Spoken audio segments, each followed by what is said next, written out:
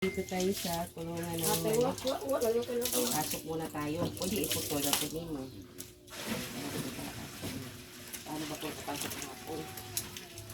Na maguba na oy. Ganito yung ginawa ko kahapon, guys.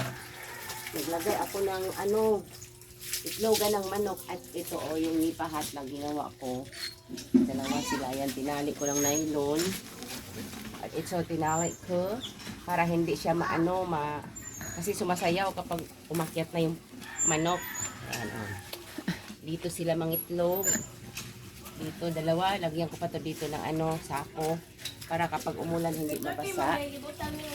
Tapos lalabas na ako at saka yung pugaran sa taas. Pugaran. May itlog na. May itlog na dyan. Paano ko lumabas dito ka? Pagkataas. Dito ko lumabas ka. Ayan, tapos na. Pugaran natin. Kasindera si madam. Lugan.